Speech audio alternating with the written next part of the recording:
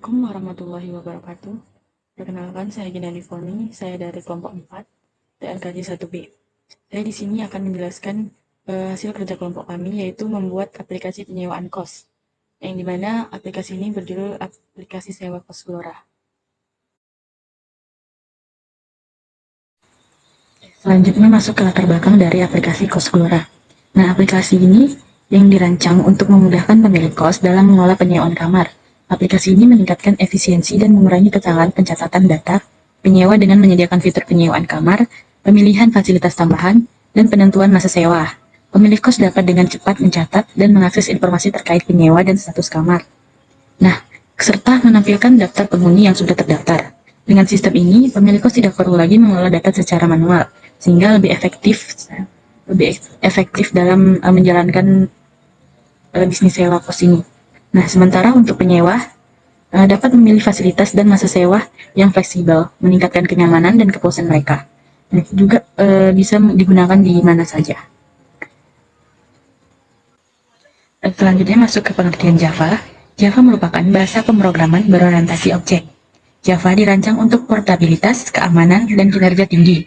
Dengan menggunakan Java Virtual Machine atau JVM, kode Java dapat dijalankan di berbagai platform tanpa perubahan. Fitur utamanya termasuk pengelolaan memori otomatis dengan garbage collection, API yang kaya, dan dukungan multi-reading membuatnya sangat populer untuk pengembangan berbagai jenis aplikasi, dari desktop hingga mobile dan enterprise. Nah, Java juga dapat digunakan atau mudah digunakan di perusahaan-perusahaan yang bekerja dalam bidang perangkat lunak. Ikut sedikit penjelasan singkat tentang aplikasi sewa kos Gelora. Aplikasi ini merupakan program untuk manajemen penyewaan kamar kos. Pengguna dapat menyewa kamar, melihat daftar penghuni, dan membatalkan penyewaan dengan mudah melalui antarmuka dialog sederhana menggunakan the option pane dari Java Swing. Demo aplikasi sewa kos Gelora ini memiliki beberapa poin. Yang pertama itu menampilkan menu. Nah, di sini itu terdapat program akan menampilkan menu dengan opsi 1, 2, dan 3. Nah, poin selanjutnya itu menyewa kamar merupakan opsi pertama yang berisi pengguna memasukkan nama dan nomor kamar. Lalu setelah itu programnya akan memeriksa validitas input. Lalu pengguna memilih fasilitas yang diinginkan, memilih jenis masa sewa. Setelah itu program akan menyimpan data penghuni dan menandai kamar sebagai tersewa. Dan selanjutnya juga program akan menampilkan konfirmasi penyewaan kamar. Nah, poin selanjutnya yaitu menampilkan daftar penghuni, yaitu opsi kedua. Ini tuh terdapat daftar penghuni yang telah terdaftar. Nah, akan menampilkan daftar penghuni yang telah terdaftar. Nah, selanjutnya itu poin keluar dari program, yaitu opsi ketiga. Nah, ini terdapat pilihan membatalkan penyewaan dan program berhenti dan menampilkan pesan terima kasih. Selanjutnya masuk ke penjelasan flowchart. Yang pertama itu mulai, lalu inisialisasi variabel, looping while, tampilan menu, lalu menginput nama penyewa. Selanjutnya switch. Case pertama yaitu panggil kamar, masukkan nama penyewa kamar, lalu jika namanya kosong maka akan masukkan nomor. Nah, jika yes maka akan kembali ke tampilan menu. Nah, masukkan nomor, lalu cek lagi nomor yang tersebut valid tidak, tersedia tidak. Jika iya maka masukkan fasilitas, masukkan masa sewa, lalu simpan data dan tampilkan konfirmasi, kembali lagi ke menu. Selanjutnya case kedua yaitu tampilan penghuni, buat string daftar penghuni yang ada di kos Gelora tersebut. Lalu tampilkan info, tambahkan info, lalu tambahkan daftar, kembali ke menu. Nah, case ketiga ini pembatalan sewa. Jika penyewa ingin membatalkan, maka pilihan yes, lalu simpan data dan konfirmasi, lalu tampilkan terima kasih. Nah, jika no, maka akan tampilkan terima kasih. Maka yang akan keluar yaitu terima kasih. Nah, selesai penjelasan flowchart ini. Nah, selanjutnya penjelasan tentang program. Yang pertama, public class Gelora. Public class Gelora ini menandakan nama dari kelasnya yaitu kos Gelora. Nah, selanjutnya private static final integer max kamar sama dengan 10. Ini mendefinisikan konstanta maksimum jumlah kamar yaitu 10. Nah, lebih dari 10 jika input lebih dari 10, semisal 15, maka tidak akan valid karena tidak tersedia di dalam pemrograman tersebut. Nah, selanjutnya private static string. Buka kurung siku, tutup kurung siku, nama penghuni sama dengan string max kamar. Ini merupakan array. Dalam menyimpan nama penghuni ini menggunakan array. Kenapa kita bisa tahu array? Karena ditandainya adanya kurung siku. Private static integer, nomor kamar sama dengan new integer. Ini juga menggunakan array untuk menyimpan nomor kamar. Private static boolean, kamar tersewa sama dengan new boolean, max kamar. Ini juga menggunakan array, tapi bertipe data boolean. Nah, maka ini bersifat pilihan, yaitu pilihannya adalah tersewa atau tidak. Nah, variabel selanjutnya yaitu private static integer, jumlah penghuni sama dengan 10. Ini menjelaskan untuk menghitung jumlah penghuni yang ada. Selanjutnya masuk ke bagian method main, yaitu boolean, variabelnya running bernilai true. Nah, boolean ini selama running bernilai true, maka program atau main method ini akan berjalan sesuai yang pengguna inginkan.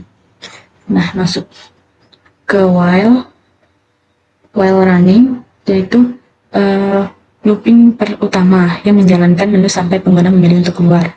Dan selanjutnya itu input pengguna mengambil pilihan melalui Jobtion pane. Nah, masuk ke switch case yang mengelola aksi berdasarkan pilihan. Nah, case pertama itu untuk menyewa kamar, menangani kesalahan input. Case kedua menampilkan daftar penghuni. Case ketiga konfirmasi pembatalan dan keluar dari program. Nah, selain yang terakhir itu default menampilkan pesan untuk pilihan yang tidak valid. Nah, jika pengguna menginputnya tidak sesuai dengan program, maka default ini yang akan kerja. Selanjutnya, deklarasi tampilkan menu. Metode ini dideklarasikan menggunakan private dan static, sehingga hanya bisa diakses dari dalam kelas ini saja. Nah, dan dapat dipanggil tanpa membuat instance dari kelas tersebut. Selanjutnya, string builder menu sama dengan new string builder. Nah, kenapa digunakan string builder menu ini? Karena untuk menyusun string menu yang akan ditampilkan kepada pengguna. Nah, string builder ini lebih efisien daripada string yang biasanya atau yang manual. Nah, ini yang akan ditampilkan di string menu. Di tampilan menu. Yang pertama itu sewa kamar, tampilkan daftar penghuni, keluar. Yang ketiga, yang terakhir, keluarkan. Lalu pilih opsi Jobtion pane show message dialog, null menu to string. Nah, ini tuh untuk menampilkan menu tadi dengan menggunakan perintah Jobtion pane. Nah, selanjutnya itu metode sewa kamar. Nah, metode ini dideklarasikan sebagai public dan static yang dapat digunakan di mana saja. Metode ini juga menggunakan IO exception yang menunjukkan bahwa pemanggilan metode ini siap dalam menghadapi potensi akan kesalahan input dan output. Nah, metode ini juga menggunakan string name sama dengan get input string. Nah, get input string ini merupakan metode yang diharapkan mengambil input string dari pengguna melalui dialog. Ini juga hampir sama dengan Jobtion pane. Adapun fungsi yang di dalam metode ini yaitu yang pertama meminta input nama penghuni dan nomor kamar, memastikan kamar belum tersewa, meminta konfirmasi fasilitas, menentukan jenis pembayaran, menyimpan data penghuni, dan menampilkan konfirmasi bahwa telah disewa. Metode selanjutnya yaitu tampilkan penghuni. Menggunakan public dan static juga yang dapat ditampilkan di mana saja. String builder, daftar penghuni sama dengan new string builder. Ini akan menampilkan daftar penghuni. Selanjutnya mengisi string dengan informasi penghuni itu menggunakan perorangan for. Menambahkan pesan jika belum ada penghuni yang terdaftar itu menggunakan if. Nah, jika penghuni belum terdaftar maka akan keluar belum ada penghuni yang terdaftar. Selanjutnya itu menampilkan daftar penghuni menggunakan Jobtion pane input dialog. Nah, ini juga fungsi metode ini juga berfungsi mengiterasi array penghuni dan menambahkan informasi ke string builder dan menampilkan pesan jika belum ada penghuni yang terdaftar. Seperti itu. Selanjutnya metode untuk membatalkan penyewaan kamar.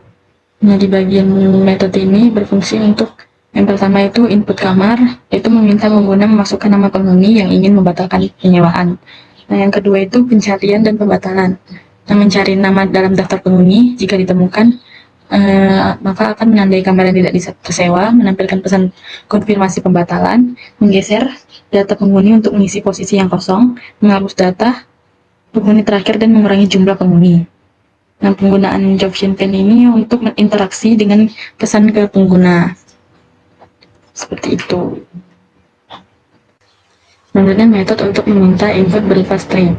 Deklarasi getInputString ini berfungsi untuk meminta input string dari pengguna menggunakan Jobshin Pen. Nah, fungsi yang kedua yaitu getInputNumber. Nah, ini pengguna meminta untuk menginput batasan minimum dan maksimum. Integer input sama dengan integer pasca integer ini berupa mengonversi mengonversi string menjadi integer. Selanjutnya itu memastikan input berada dalam kondisi valid. Selanjutnya itu metode untuk meminta konfirmasi dari pengguna. Nah, dideklarasikan getInputConfirmation. Ini berfungsi untuk meminta konfirmasi dari pengguna menggunakan Jobshin Pen dan mengembalikan nilai boolean.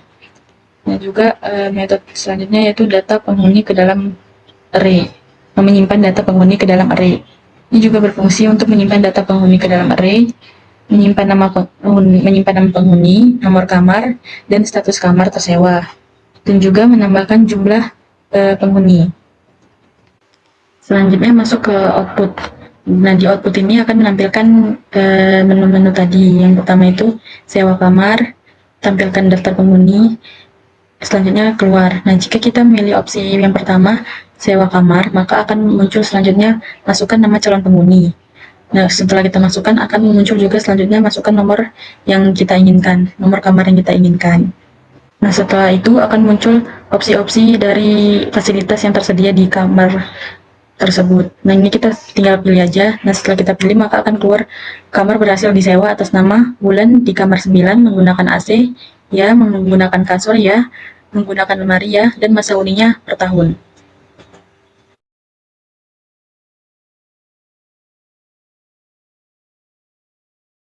Adapun batasan masalah dari aplikasi yang kami buat itu, yang pertama, semua input dari pengguna dilakukan secara manual melalui dialog Jobshin Pen. Yang kedua, daftar penghuni hanya disimpan dalam array selama program berjalan dan akan hilang saat program ditutup. Nah, yang ketiga itu, program tidak mengelola rincian biaya sewa atau memproses pembayaran. Nah, ini merupakan batasan masalah yang ada di dalam aplikasi sewa Cosglora kami. Jadi ini masuk ke demo aplikasi dari Cosglora. Kita runkan.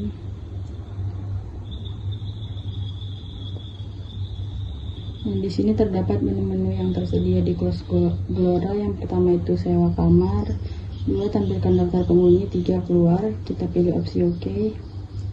Kita pilih nomor 1 menyewa kamar, kita masukkan nama, masukkan nomor kamar yang kita inginkan.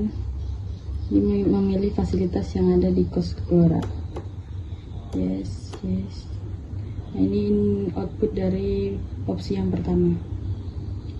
Selanjutnya kita pilih opsi yang kedua untuk melihat daftar penghuni. Nah, masih terisi 1 yang menghuni kamar Cosglora ini. Selanjutnya kita pilih opsi keluar. Di sini akan muncul pertanyaan apakah ingin membatalkan penyewaan. Jika tidak, kita pilih tidak. Nah, akan muncul seperti ini. Nah, seperti itu cara kerja dari aplikasi Cosglora.